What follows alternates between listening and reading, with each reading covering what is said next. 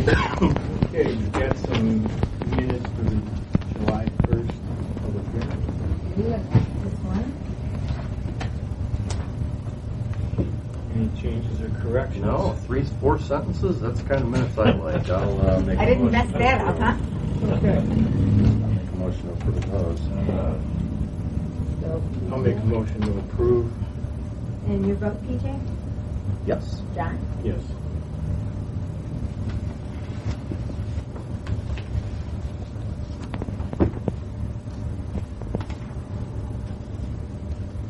Okay, then we have the regular meeting on July 1st.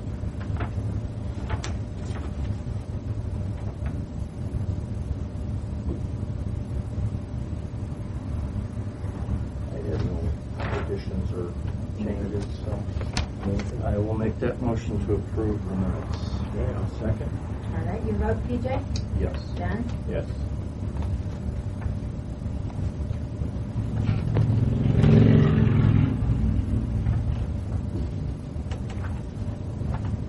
Mr. Forbes. Start with July 4th parade appeared to be a hit.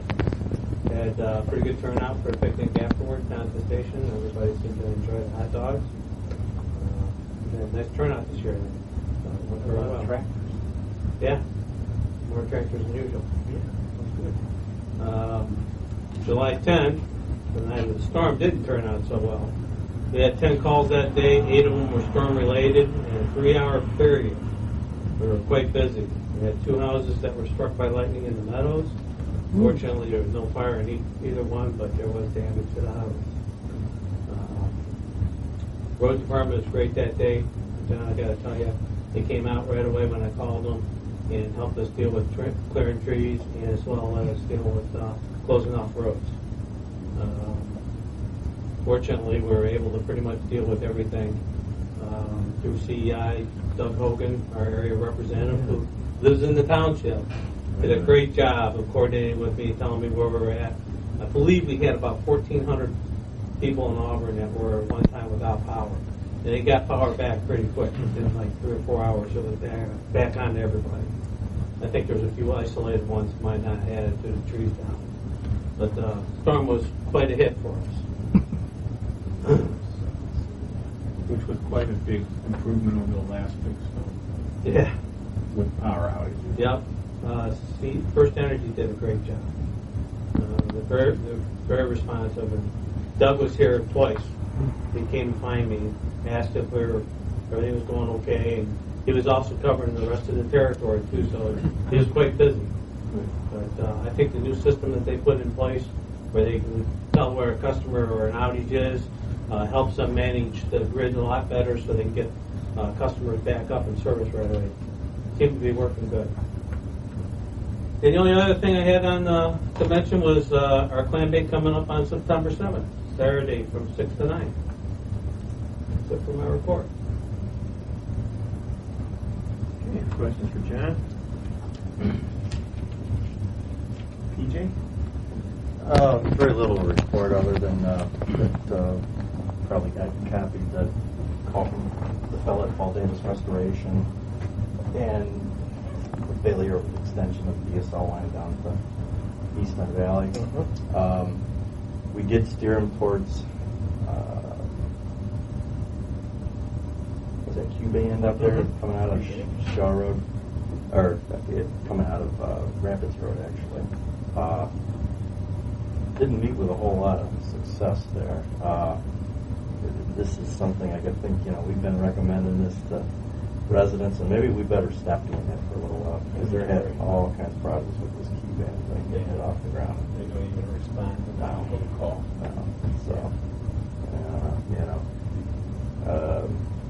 After a couple of phone calls, we were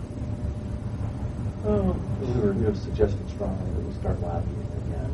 And I think we probably could make another effort. It's been a while, but To lobby. what's the cable company or something like down to go east? Not much there. That's the whole problem.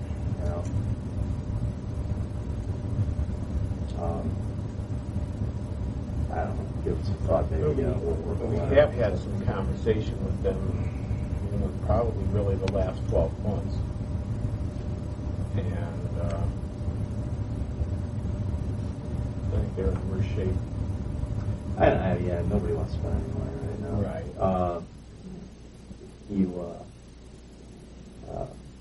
We thought this wireless deal out of Troy was going to be the answer, and seems clearly that it's not. So, and that's about the length of my report tonight. Okay. Calls, warrants numbered 1101 through 1124 for a total of $49,417.74.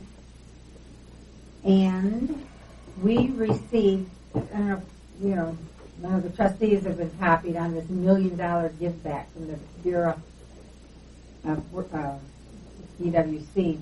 So we got 56% of our premium returned, and it was last year's premium, which was a higher premium. We were paying at a higher rate. And that amounted to, we paid some $25,000. We received back $14,120.76.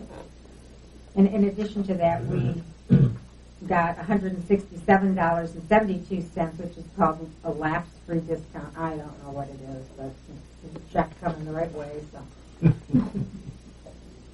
And then the cemetery mapping. I was kind of conflicted about this whole program, but I did talk to the fellow. Sent him an email, and he responded.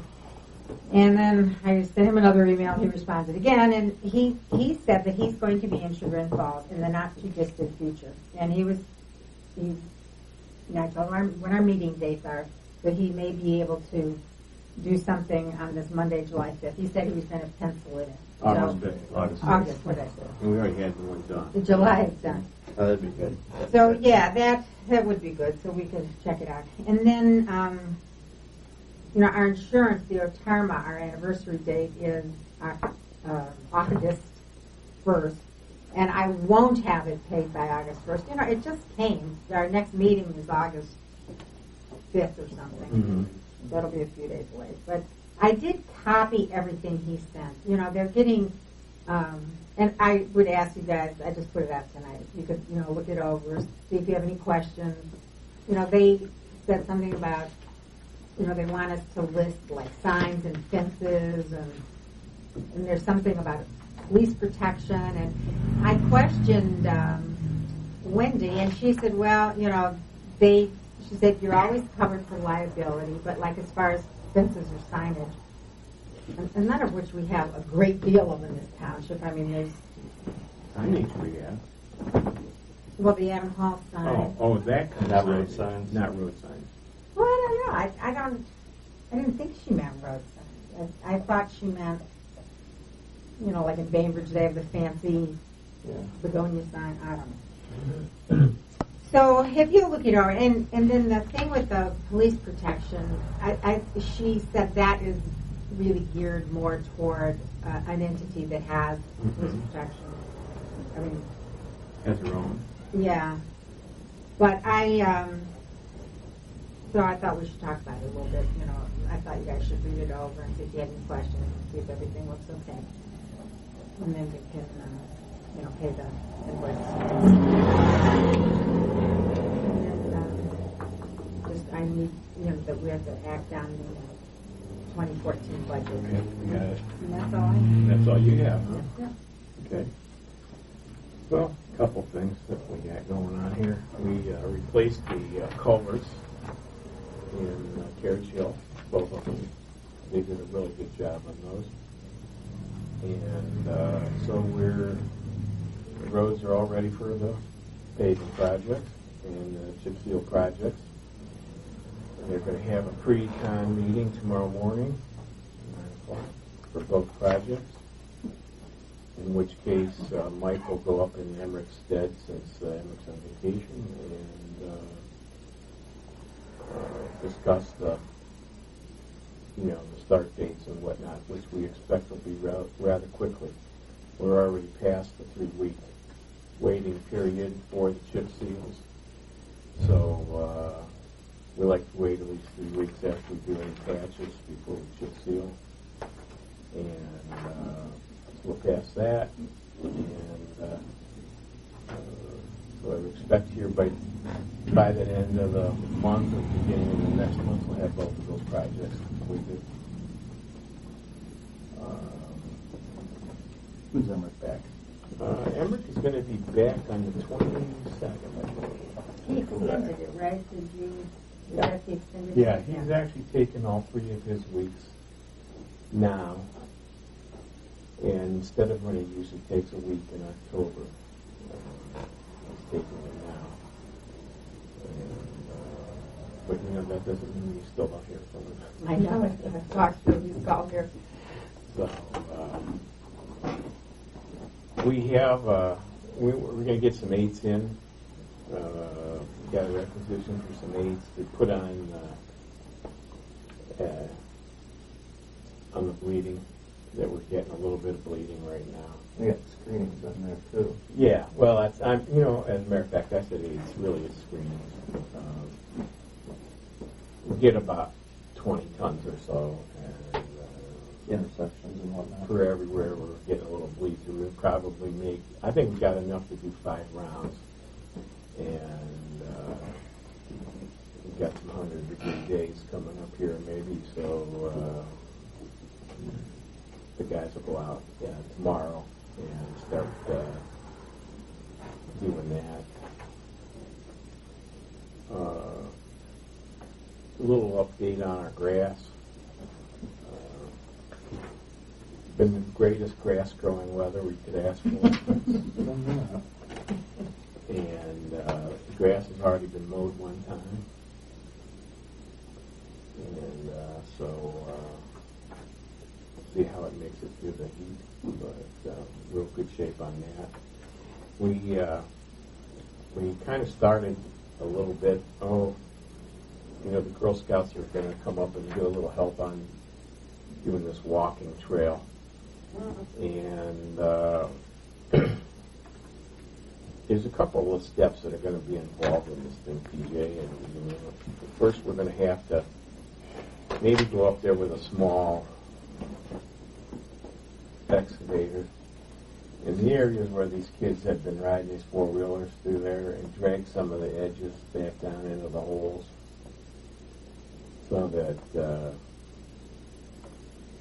we don't need as much stone when we go ahead and put the paths in. It's about 5 or so up there. Yeah, a little tight for that, but thought maybe we might work a deal with John to get that little mini excavator that he has. And then we were looking at just doing some preliminary noodling on some numbers. And looks like it might take about 600 to 700 ton of stone to do a 8-foot path up there around this, where it already exists. How many tons did you say? 700. So one of the issues is the logistics of getting that stone to the far corner. And what just the Conservancy likes to hear about all this stuff. Yeah, So well, we're just talking about how we Okay. would do it, and you'll have to get a hold of them I'll do that. and update them on what we're planning to do. That's been in the plan, though, since when we bought the property. So that is a logistical issue to get 600-700 tons of stone distributed in there. Sure. So we're looking to maybe, if possible, drive some down to the northwest corner of that field, stack it there. Bucket by bucket, pretty much. Yeah. If we could get the trucks down there and dump it, that'd be good. Yeah, you're looking at a lot of trips. Well, With, it's bound to dry out too, so the drier it is, the better it is to move that kind of thing through what is partially mud. So so anyway, I'm talking to Chris Ickes. He's the cross-country coach at Kinston, and he's a special mix of stone that they want to have it put down. So kind of working with them on that. But see where that leads to. Other than that, I think we have one other project that we want to get done from the roads, and that is that up in Lucky Bell, we have that intermediate cul-de-sac up on Whisper Wood. And it continued on. Yeah, it's kind of like we call it the aneurysm. We like to pave that. And so we got a hold of this guy who, where we would buy the asphalt. He has a paving machine, and so we'd like to pave that little circle in there. What's what do you got for an estimated cost? Yeah, we're looking at about $14,000 to $15,000. Would come into the force account? Get under it. The under stuff? Was it? I was 17 something last night. Yeah, you'd be underneath that force account. But that would pretty much put a completion on there. You know, we had, it's a little rough up there. That should take care of it for the next 10 or 15 years with no problem. That circle that's up there. So, we had some water issues up there. We got those all resolved last year. And, Do we have spec on this? well, what spec From the county on public road. No, but we should just be maintenance.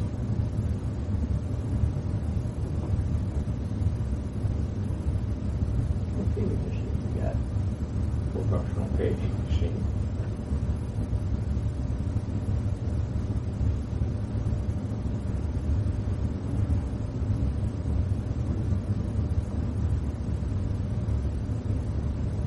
Yeah, I just have concern to treat the public road like that. Get back to it. Well, no, that's not the point. My point is you can do it, but I can't remember the step-by-step procedure, but to do a force count, you have to do a bid and It's reject not a count. force under that. No estimate required, besides our own. No engineer's estimate.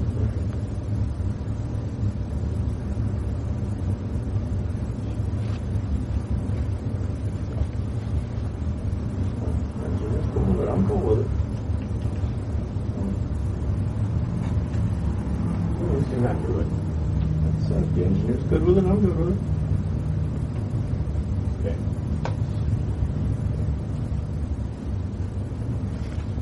That's about all I have then. So on old business, we have the approval of 2014 budget.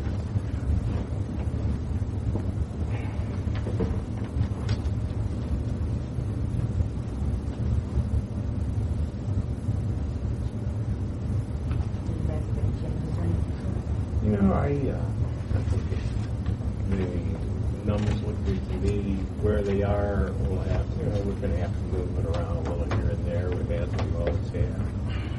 So I don't see an issue with that.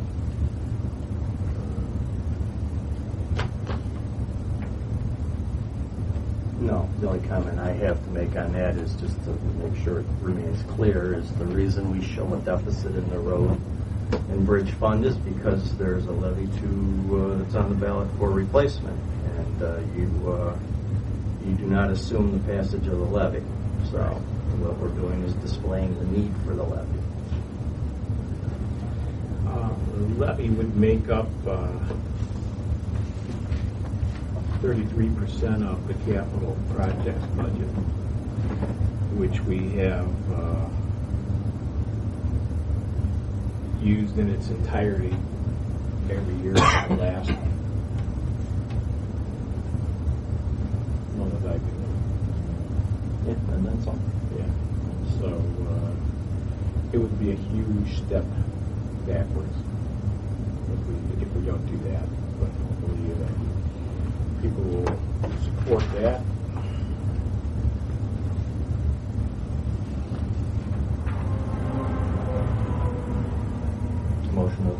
budget. Okay.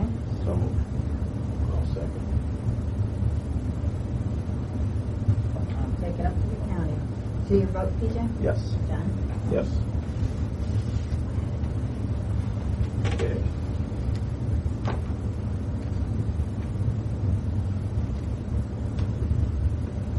Any other issues, PJ? No. Public comment? Yes, warrants 1107 and 1102. Who is GeoShack Ohio LLC? We bought $105. It's Yeah. a rod for a laser. For the transit. Is that what it is? Okay, it was like a pole or a stick for a laser. For like for surveys? Yes. For Yeah. transit? Okay. And then 1102 B&C Communications. That was a little bit more, 844. That was installing radio and the new backhoe so that they could communicate when they're in it. Okay. Thank you.